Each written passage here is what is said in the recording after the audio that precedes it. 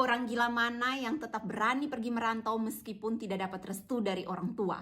Kalian bisa tulis versi cerita kalian di kolom komentar. Kali ini saya mau cerita saya punya mama yang sangat menentang saya saat pertama kali pergi merantau. Sampai mama tua nih menangis di bandara, guys. Jadi awal-awalnya tuh saya mau pergi merantau ke Surabaya. Karena dulu tuh saya lebih tahu Surabaya ya dibandingkan Jakarta. Kenapa saya memilih merantau ke Surabaya? Karena 1 tahun di ND sana tuh saya tidak dapat kerja, guys. Benar-benar sulit sekali. Akhirnya saya memutuskan untuk mau pergi ke Surabaya. Saya bilang sudah ke mama nih, ke mam tua nih, kalau saya nih mau merantau begitu. Mam tua nih keke tidak boleh begitu. Tapi masih ada satu orang yang mungkin saya bisa nego, yaitu saya punya bapak. Jadi di belakang saya mama saya rayu-rayu susah bapak nih, kayak bapak saya kerja di sana saja, saya coba cari kerja di Surabaya saja. Bap tua hanya diam dan bap tua bilang begini, tidak apa-apa adik kalau mau kerja di sana, tapi Ade harus sudah dapat dulu panggilan baru Ade berangkat. Jangan ke sana nanti tidak ada sama sekali begitu. Akhirnya di sana kau duduk lama-lama, kau stres, akhirnya kau balik lagi pulang ke sini. Ya, saya pikir-pikir benar juga sih, tapi sudah ada dukungan setidaknya dari saya punya bapak kan.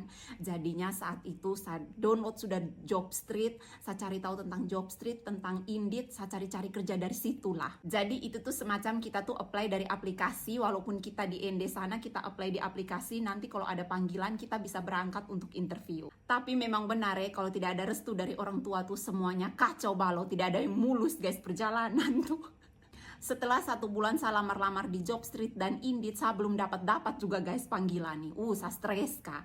Akhirnya adalah tawaran untuk jadi perawat di acara Tour de Flores. Lumayan lah ya, 1 hari 500.000. Saya pikir-pikir lumayan nih, acaranya kan 7 hari. Ya saya bisa dapat 3.500.000. Dan dulu kan tiket ke Surabaya itu kan hanya 1, kan 1,5 deh kayaknya kalau tidak salah. Saya pikir kayak lumayan lah ini buat beli tiket. Tidak apa-apa saya di sana tahan 500.000 begitu. Gila saya memang benar. Setelah 1 minggu jadi perawat dan saya dapat itu uang 3.500.000, saya dramalah kepada saya punya orang tua. Benar saya itu dapat panggilan guys, tapi itu tuh panggilan dari klinik kecantikan dan saya searching di internet, itu klinik kecantikan tuh kayak tidak benar begitu tuh kak, kayak tidak ada izinnya lah. Pokoknya kayak klinik abal-abal begitu. Tapi saya kasih tahu di bapak dan mama kalau saya tuh dapat panggilan dari klinik bersalin dan itu tuh kliniknya sudah besar begitu, sudah bagus begitu. Bala hari saya mau berangkat ke Surabaya, saya punya bapak dan saya punya mama antar, termasuk saya punya ade, dan saya punya mama menangis di bandara. Jadi kan pesawat kalau tidak salah hari itu tuh delay deh, cukup lama. Saya punya mama bertahan di bawah bandara dengan saya dan dia menangis.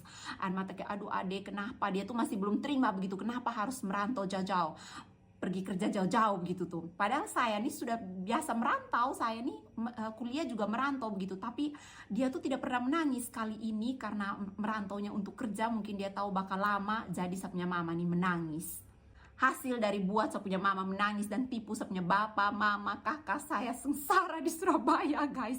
Jadi itu klinik, benar saya tuh masuk ke klinik kecantikan dan ternyata saya kerja di situ tuh kayak sembunyi-sembunyi begitu. Jadi kami itu kan ada 7 orang perawat yang baru masuk kan. Yang saya heran itu klinik kan sudah lama, tapi kenapa orang yang kerjanya di dalam situ tuh orang baru begitu. Jadi dia tuh selalu mempekerjakan orang baru. Berarti kan orang lama selalu keluar begitu kan. Makanya dia masuk orang baru gitu. Saya sudah curiga. 7 hari kerja di situ kita tuh kayak sembunyi-sembunyi, takut orang dinas datang cek. Saya pikir-pikir aduh jangan sampai ini kalau misalkan kedapatan dari orang dinas, bisa-bisa saya punya izin kerja begitu tuh dicabut begitu sama dinas kesehatan. Saya tidak mau lah. Akhirnya kami memutuskan untuk berhenti. Kami 7 orang perawat itu memutuskan untuk berhenti. Yang lain benar-benar ini owner nih tidak kasih kami punya gaji. Perawat yang lain sudah balik, mereka rata-rata orang Jawa, tapi saya tidak guys. Saya tetap datang hari terakhir, hari ke-8 saya datang mengamuk itu owner. Saya pukul hantam meja, saya bangku kasih saya punya gaji sekarang, kalau tidak saya lapor kau ke dinas kesehatan. Akhirnya dia kasih saya gaji 300.000. Kalian bayangkan saya kerja di Surabaya 7 hari, saya dapat hanya 300.000. Saya punya stres, tapi saya pikir-pikir ini hasil dari saya tipu bapak dan mama. Saya berangkat merantau ke tipu mereka, terus mama menangis, jadi saya terima saja. Ya sudahlah, saya terima dengan itu uang 300.000. Dan benar-benar saya susah sekali cari kerja di Surabaya sana. Itu saya punya cerita. Jadi menurut saya kalau kalian mau pergi merantau yang untuk kerja, itu usahakan kalian tuh sudah bicara baik-baik dengan orang tua. Kalau kalian masih punya orang tua ya, bicara baik-baik dengan kalian punya orang tua, harus jujur sejujur-jujurnya dan tunggu sampai mereka tuh merestui baru kalian berangkat. Kalau tidak kayak saya guys, zong di Surabaya sana.